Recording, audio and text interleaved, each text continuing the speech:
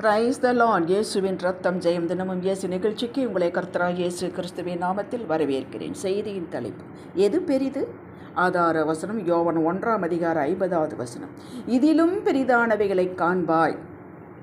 ஆசீர்வதிக்கப்பட்ட மக்களே, பிலிப்பு நாத்தான் வேலை கண்டு நியாயப்பிரமாணத்திலே மோசேயும் தீர்க்கதரிசிகளும் எழுதியிருக்கிறவரை கண்டோம்.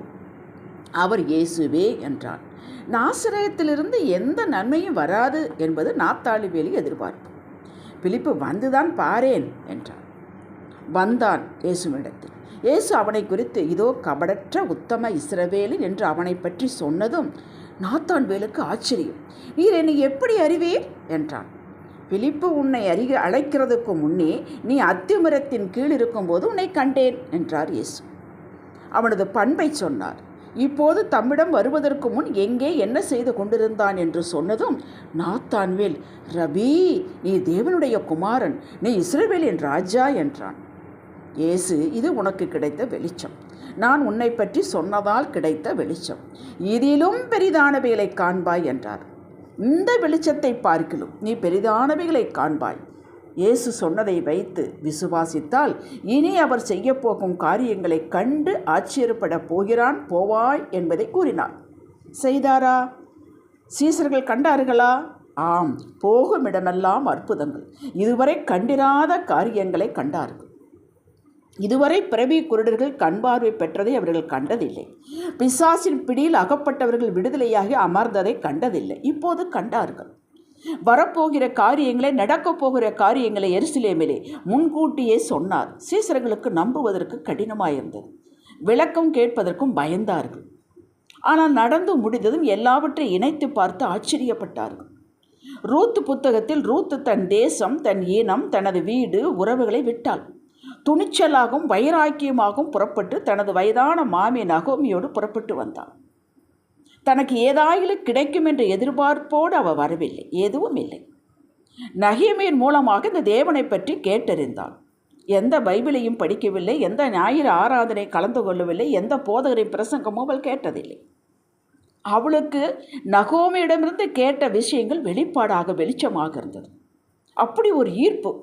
கேட்ட தகவலை கொண்டு இந்த தெய்வம் எனக்கு வேண்டும் என்று வந்தாள். பெரிதானவைகளை கண்டாள், மிகவும் பெரிதானவைகளை கண்டாள். யூத சரித்திரத்தில் இயேசுவின் பிறப்பின் அட்டவணையில் சேர்க்கப்பட்டாள். ஆபிரகாம் அந்த தேவனிடம் ஏதாவது கேட்டானா? அவர்தான் வந்து புறப்படு என்றார்.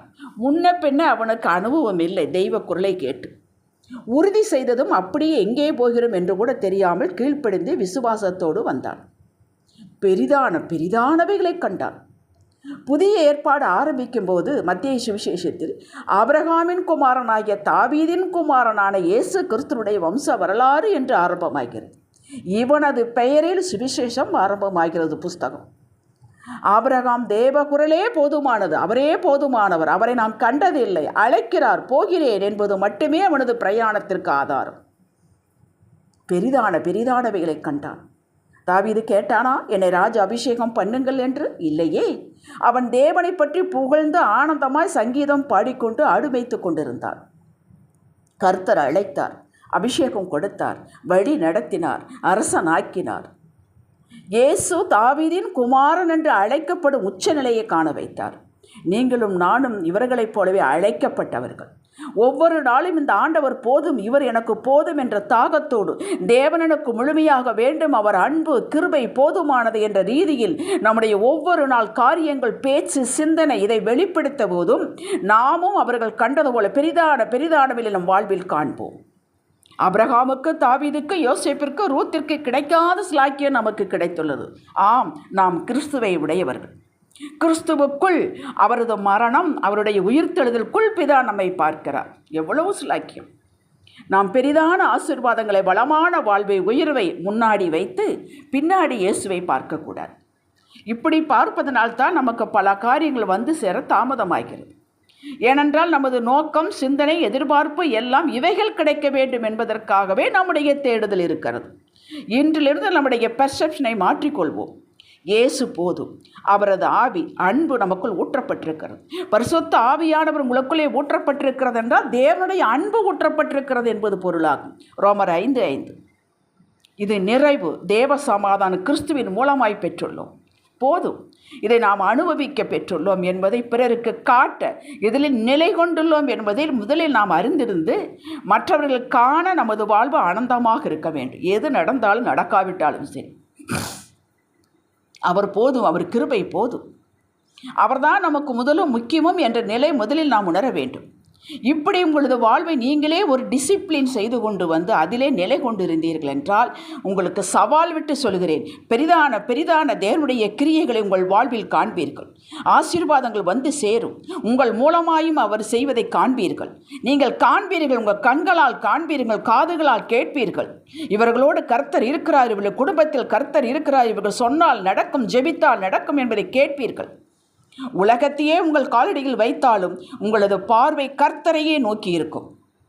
உங்களை எதுவும் அதற்கு பின் அசைக்க முடியாது. இதுதான் உச்சகட்ட ஆசீர்வாதம். அதை அடைந்தே தீர்வீர்கள். ஜெபிக்கலாம்.